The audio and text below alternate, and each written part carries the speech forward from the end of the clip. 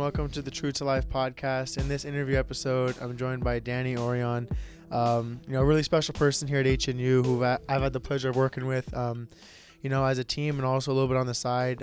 We've been doing a little bit of work as well. And, this is the founder of Hoopsminded, a mental, coaching service. And, he's a really great person, great mentor, and someone I'm really glad to know and was a must to get on the podcast. And, big shout out to him for, fitting into the schedule last minute. So, Danny, I really appreciate it. Man.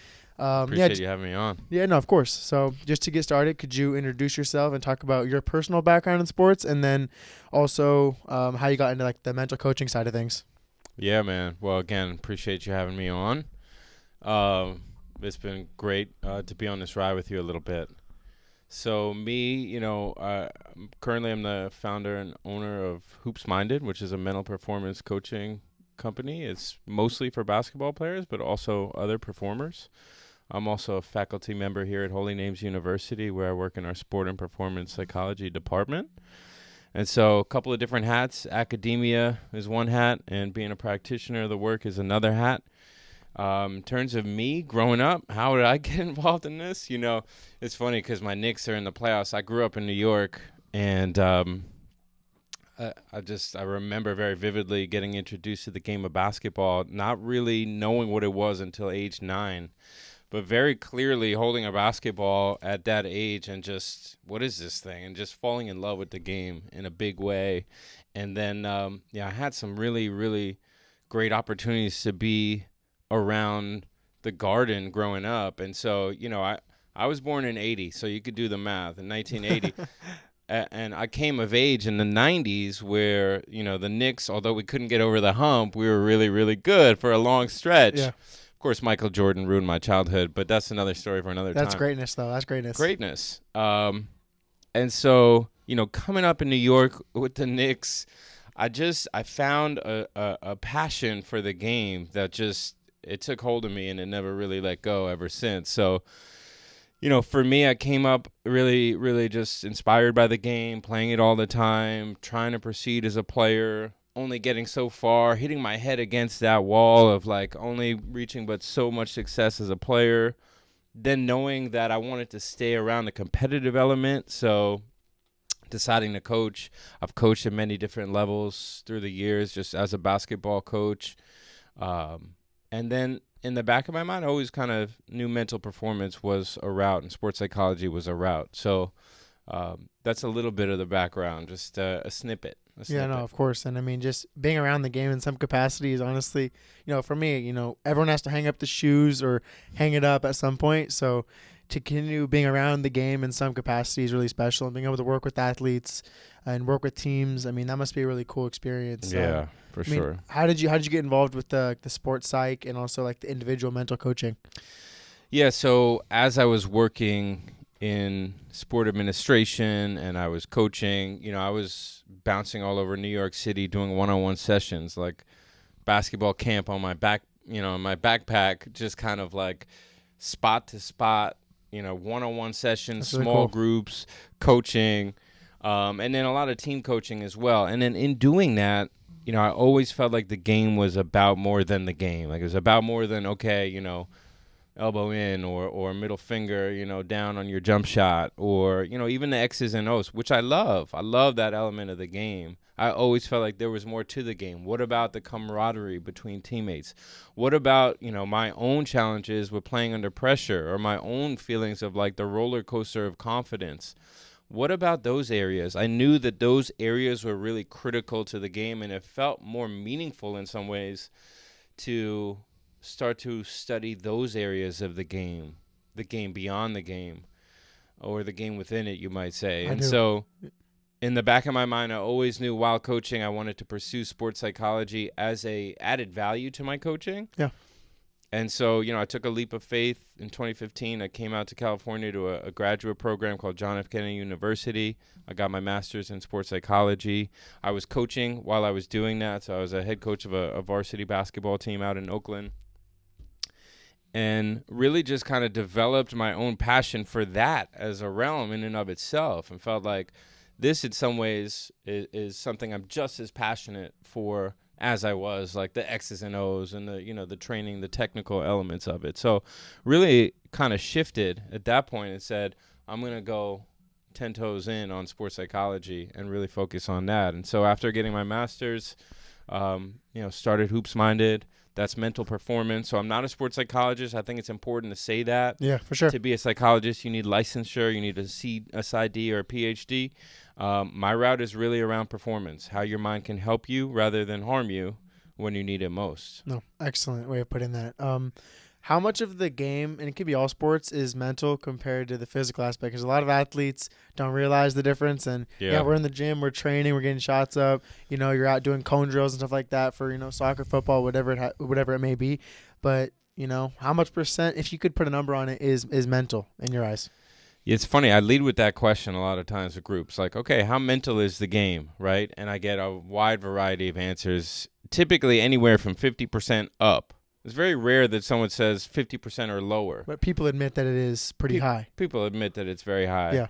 Yeah. You could make a case that it's 100% mental because anything that your body is going to do is led by your mind, even if it's subconscious. Everything I do is led by my mind. But I wouldn't go as far as saying it's 100% mental because obviously there's a physical component, right? To me, I can't put a real number, a science background. I wouldn't put a real number on it just to say that it's extremely important. It's extremely important. Oh, absolutely. There's a wealth of factors that go into getting your mind ready for a game. No, 100%. I definitely think it's somewhere over the 50 mark. Absolutely. Because as soon as you lose that confidence or lose your mental space, it can get difficult having to bounce back from that. And that kind of segues into something you mentioned earlier about like the roller coaster of confidence. You kind of snuck that in there. Would you mind circling back and kind of explaining what that is? Yeah, I think, oftentimes I call confidence like the holy grail of our sport or really of sports. Yeah. It's like we got to find it, right? Where is it? And somehow I lost it, right? I had it, and then I missed my first 3 shots, and now it's gone. Well, where did it go? And where was it to begin with, right? And so when I talk about the roller coaster, I think a lot of people ride the highs and lows of how they're playing, and that impacts their confidence. For sure. I missed my first 3 shots. Confidence is down here. I made my next 3. Now I'm up here on my confidence. And what I work on is trying to develop a robust confidence that's not necessarily tied to the outcomes, which is super hard to do. We're meant to make a shot. We're meant to succeed, stopping our man. So when those things don't occur, there naturally is a residue or a feeling of, man, I didn't do what I should have or what have you. So the roller coaster is sort of the natural ebbs and flows of how I'm feeling about my abilities. What I work with athletes on doing is recognizing your ability is beyond any one given performance or any one given event in the game. Now, you can't fake it. You need to have true data, true success, and that could come in practice and preparation. That practice and preparation gives you the template, gives you the vision of, I've succeeded at this. I've done these things. It's possible for me to find success in this. Exactly. Yeah. And then I can know, okay, I missed my first 3 shots. So what? Right? I've made 10 in a row before. Exactly. Yeah. And I look at each event as a new moment in history, not impacted by everything that's happened before it. And that's sort of the framework, the mindfulness framework from which I operate. Absolutely. And we're just scratching the surface of getting into the mental side, so a lot more coming. So mental performance, obviously so important to student athletes. Why? Why is mental performance so important? Why can't athletes just get away with not really focusing on the mental? Will it ever catch up with them? I mean, it will. I think if you don't, you're missing an opportunity to train a huge element of your ability to succeed, right? So we look at the 3-legged stool is like your physical, so your strength, your conditioning, and all of that. There's your technical, so your skills on the floor. And then there's the mental component. And so many athletes are training the technical. I live in the gym. I'm always getting shots up 3 a days. And then there's obviously a commitment to their bodies, which many athletes have taken more and more seriously in this generation. Eating right, those things. Absolutely. And hitting the weights and a whole program that goes with that. But what they've not done and what they need to do and what we're sort of seeing more of now, slowly, is an approach to the mental game and training that side of things. And so there's so many different areas within that you're missing if you don't work on that, right? You're not prepared for. Okay, how do I craft a pregame routine that's going to help me be at my best? How do I check my energy levels and have great awareness so that I can get to the right energy level come game time? And just two things I'm throwing out there, but there's so much that goes into it that you can proactively do. I think one of the issues is that people have seen this as a reactive approach. I'm falling off the cliff. I feel like I'm not myself. Something is deeply wrong, and I need a mental coach, as opposed to everything is fine, or there are some challenges, but for the most part, I'm fine. And I want to train my mind because I know it can help me. It's just an additional. It's just like whatever the icing on top of the cake. It's proactive. You think about 30 years ago, high schools didn't have strength and conditioning coaches. Not all colleges had them. It was just coming to the fore, right? Now, across the board, they're everywhere, and we're seeing more of that in mental performance. It's just a slower trickle. It's a different. It's not as observable as strength and conditioning. And so our field, a lot of the challenge is how do we assess it? How do we evaluate it? And that's ongoing. And we have a lot of measurements we use, but there's an art and a science to it. So that's ongoing. But what I would say to student athletes is it doesn't mean something is wrong with you if you are working with a mental coach. It means something is right with you. You're willing to be vulnerable. You're willing to explore your mind in order to let it help you when high pressure, high stakes scenarios inevitably unfold. No, absolutely. I mean, then you're equipped with those skills to handle whatever arises. Practice conflict breaks out in the game. Mm-hmm. A ref calls a technical on you. You're able to, bounce back and adjust and, bring yourself back down to like a level, calm state. I mean, someone that maybe doesn't have, meditation in their toolbox or different, mental, coaching tools, like they're not going to be able to handle those situations as well as someone that is. So I think that's great to hyphen that. It's not nothing's wrong with you. You're being proactive. I think that was very well put. And you know what? Sometimes something is wrong, and that doesn't mean something's wrong with you. But it can be okay to not be okay, right? And let's just put that out there from a mental health standpoint. Sometimes something is wrong, and that's all right. It's okay to have a challenge. It's okay to seek out help. This month is Mental Health Awareness Month, and I would just want to shine a spotlight on that.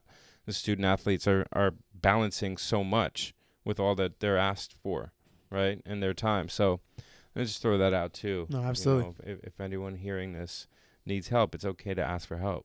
100%. I mean, that's honestly a recurring theme, too, is that, there's always people here to help you, reiterating that, there's those resources out there, within schools, if you're not associated with the school, like even like your employer's jobs, like, there are a lot more things available for you now. Mm-hmm. So I think it's really important to just not look at that as a bad thing. Right. Just that, it's okay. Everyone's going through things. So I think it's very important to, realize that. So meditation. I really wanted to, make sure that was, at the center of what we talked about today. Mm-hmm. Just talk to me about how your journey with meditation, how you preach it to your athletes that you work with, and how it can be used to help student athletes manage, stress, in games, calm their mind. Just really, I really want to provide that space for you to just talk about it. Yeah. So, my own journey with it has been, decades long.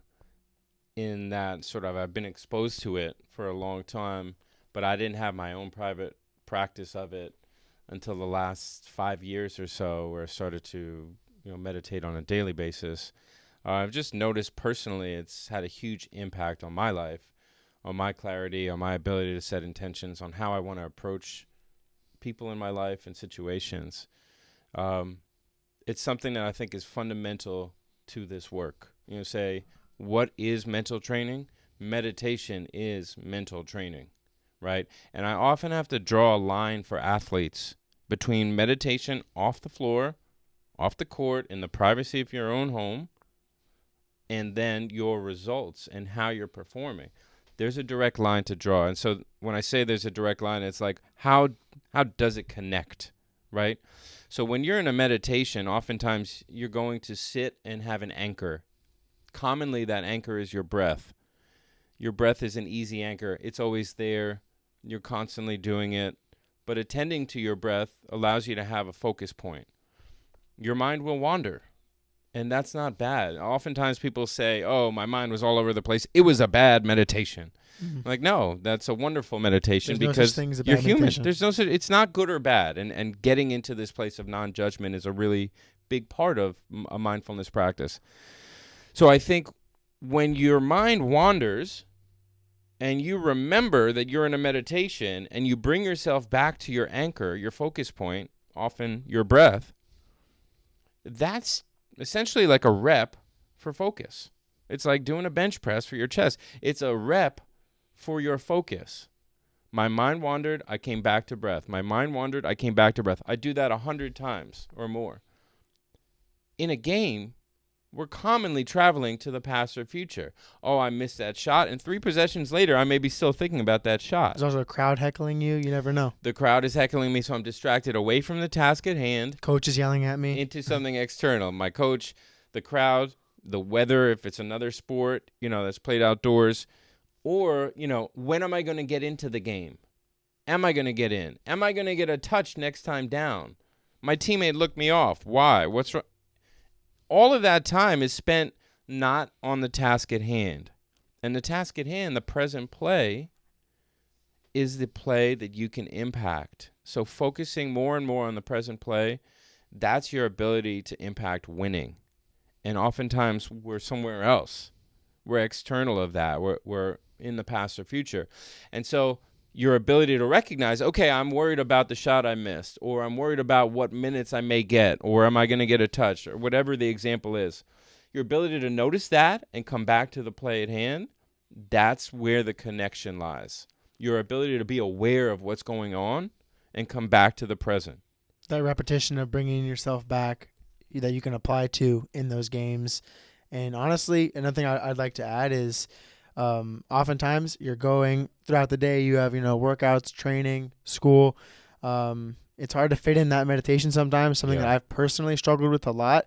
Mm-hmm. You find a lot of excuses to, push away that meditation. Something that you brought up to me, on the side is that, maybe you're scared of like what's going to happen when you close those eyes and start thinking and just letting your mind wander and letting your mind go.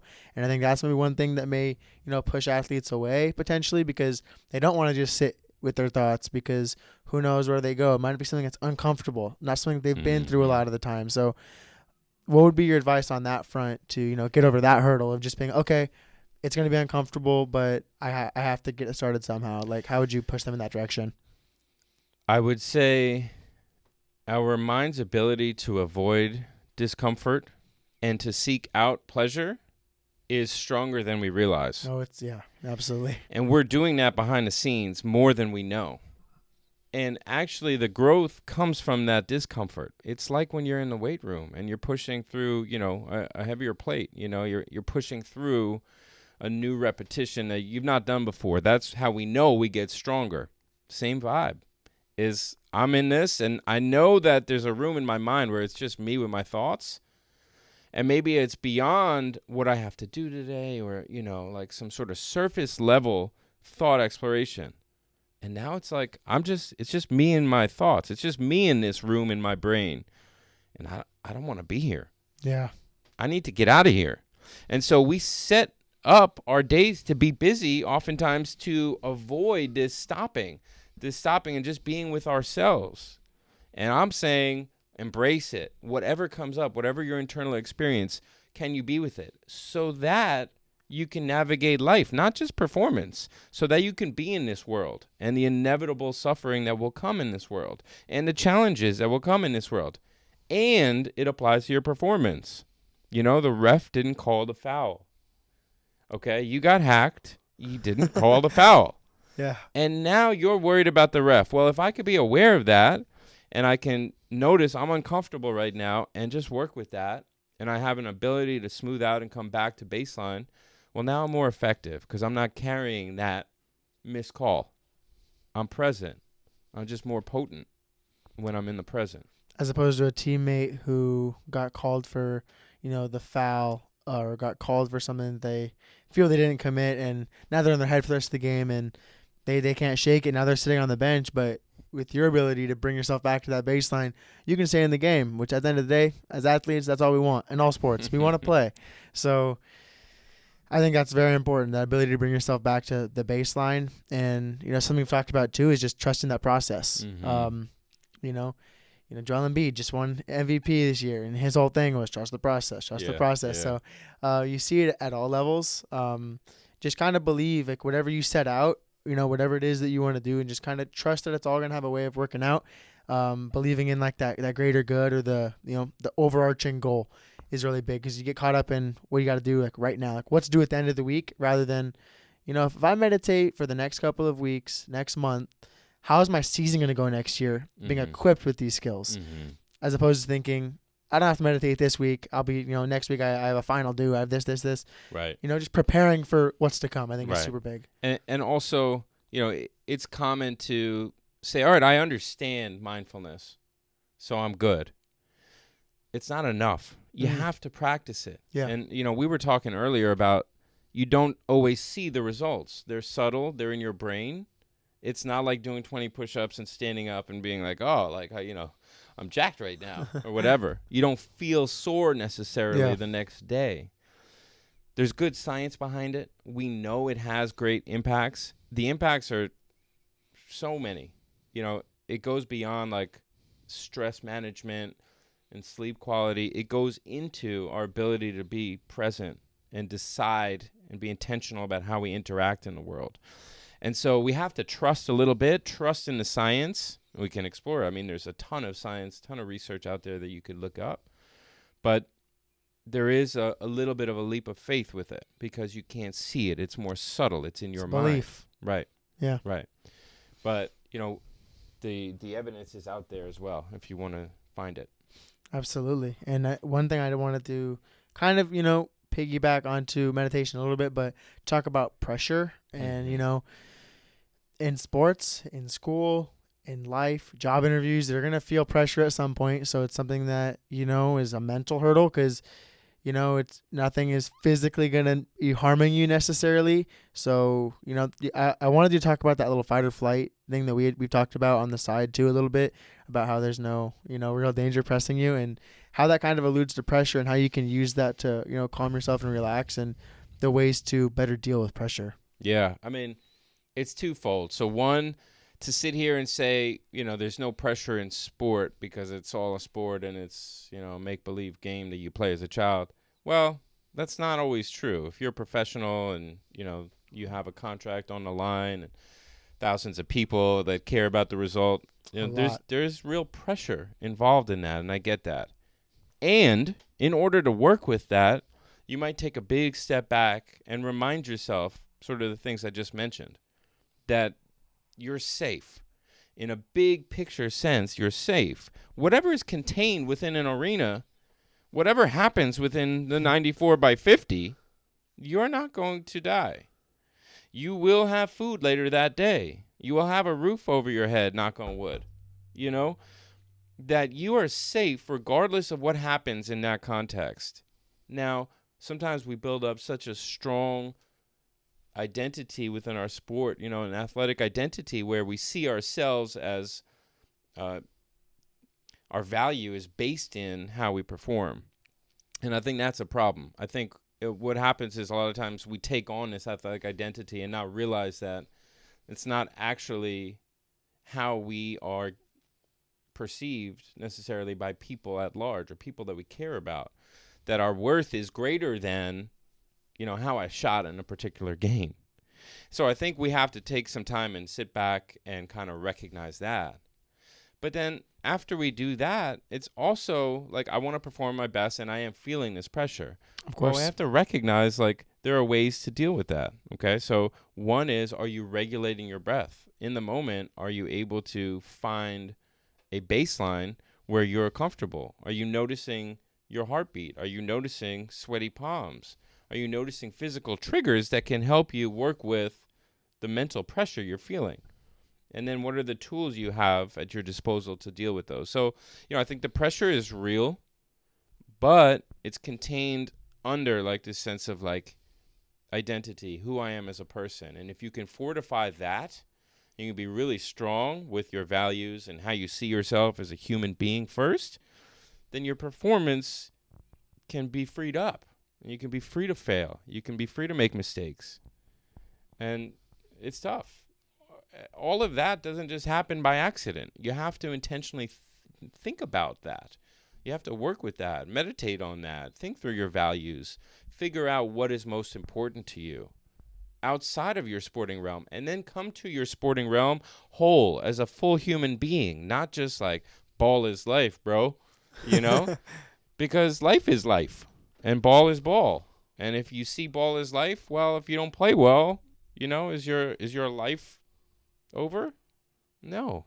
And so I think that takes time. It takes maturity and growth, but that's one of the things I like to work with. No, absolutely. With athletes on. You know, it's helped me a lot to alleviate, you know, some of the pressure, realizing I'm going to be okay. I'm going to be okay after this. Mm-hmm. You know, whatever is going to happen, you know, I still have my mom I can call when I get home, you know.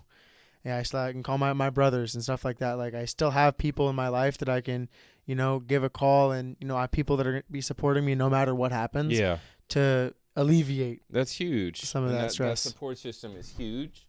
And I would say I want you and athletes to be okay internally, in the room, by yourself, in the brain. You know, at the end of the night, everyone's going to sleep in their own mind by themselves. Yes. Even people in a relationship.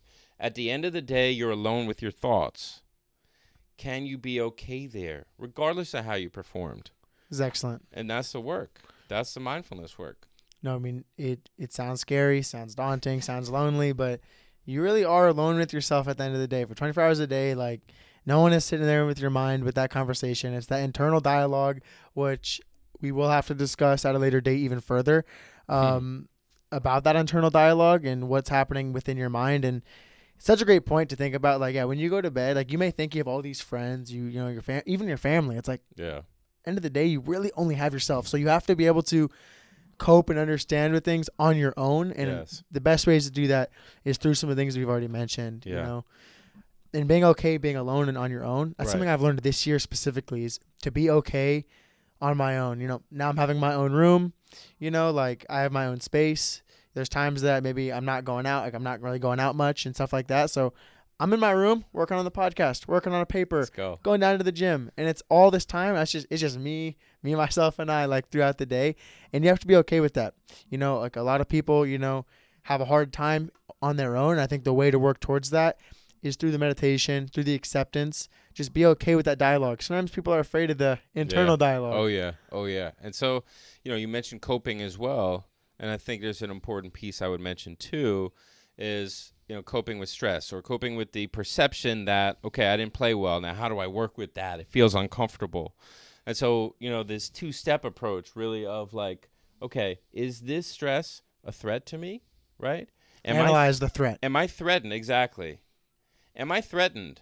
On what level am I threatened, right? Like, maybe some people think I'm not as good as they thought I was prior. Okay. Are you okay, right? Like, are you okay? Are you safe right now? Are you safe? You're safe. You are, right? And then if you're not safe, or if it is a threat, maybe you're overwhelmed, then ask yourself the second question. Do I have the resources to handle this threat? Yes. Right? Yes. Do I have the ability within me to work with whatever it is, right? Because most of the time, it's not a life and death threat. It's a stress-related threat that's around, like, I got so many assignments right now. They're packing on this other. My canvas is full, right? Okay, have I dealt with situations like this before? And usually the answer is yes. And if not, then can I reach out for help? And you usually can, right? Absolutely. Really glad that we, you know, got we're able to talk about that a little bit. Yeah. You know, one of the main things I wanted to get to before we get out of here is to talk about, like, negative thought cycles in the mind, and what are the best ways to be a little bit more, you know, conscious of those negative thought cycles, and what's, like, some of the best advice you can give to coping with those negative thought cycles. I think first and foremost, first of all, I'm highly impacted by a mindfulness-based approach. So you'll hear me talk about mindfulness a lot. And so that could be, you know, a formal meditation practice. It could also just be working with your negative thoughts more often. Being aware of your negative thoughts is the first step. to any skill we have, to any mental skill we have, I need to be aware of how I'm doing in this area. So if I'm constantly negative in my chatter, but I'm not aware of it, it's hard to impact it. Would you be able to explain, because I love how you put it to me, sitting in the car watching the traffic approach to things? Yeah, Please. yeah. So it's, think about it like you're sitting alongside a highway, all right? You parked up your chair and you're just sitting by a highway, right? And what you're actually watching is your brain. And cars are going this way and cars are going that way, and each car is a thought, right? And what happens a lot of times is we don't just watch. We get in the car, right? So I have this assignment due next Tuesday. And that's the thought. That's the car that's going by. And instead of just noticing it go by, I get in the car and I start thinking about all I have to do for next Tuesday's assignment. But I want to be present. I want to watch straightforward. And I don't want to get in the car. So that's kind of a metaphor I might use to help understand the concept of mindfulness. And when those negative thoughts do arise, you're jumping in that negative thought and riding it down the freeway as opposed to just watching it come up. Right.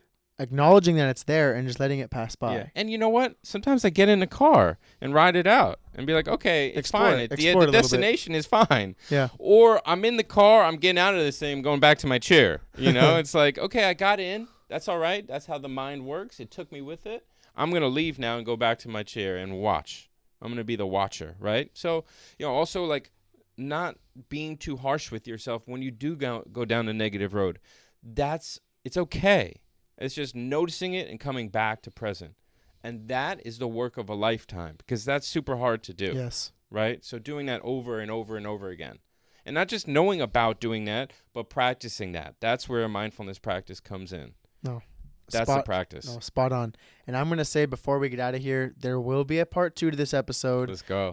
Down the line. Expect that next year, because I do myself continue doing this. It's, something that's been really great. Got a lot of great feedback. So there definitely will be a part 2. Mark my words. So before we get out of here, I like to hit you with some quick hitters. Right. Just, fun little questions, lighten the mood. So what is your favorite time of year? Spring. Okay. All right. Spring training. Workouts in? No. Oh, spring when the Knicks are in the playoffs. Oh. Awesome. Okay. All right. Basketball. I love it. For me, winter basketball season. Okay. But, okay. Yeah. The spring, I can definitely see that, especially if the Knicks are in the playoffs. Exactly. What do you think of? So what's the first thing you think of when I say the word fruit? Apple. Oh, yeah, no, it's a random one. I just, are you a morning person or a night owl? Was a night owl, now a morning person. Shifted. You got to get it in the morning. Yeah, well, that and plus like little kids. Of course. I got 2 little ones at home, so I have to. It's like a forcing function. I have to get up. You got to. Yeah. No, amazing. This has been such a great episode. All of, Danny's links are going to be available as Hoopsminded platform, as well as, ways to get in contact with him. And if you're interested in some of, those mental performance, services he's offering, it's a really great person to, get in contact with. He's going to be working at Dominican next year, and, really great work, working with different sports and teams. And so glad I was able to have you on for real. So thank you so much. Thanks for having me. It was awesome. Yeah, no, absolutely. Let's do it again. No, 100%. It's going to happen. Thank you so much for tuning in to today's episode. If you've heard anything, any questions, like always, please reach out to me individually at Nanik Tagore on Instagram, or the True to Life page on Instagram, which is just at True to Life Podcast. Thank you so much, and I'll talk to you later.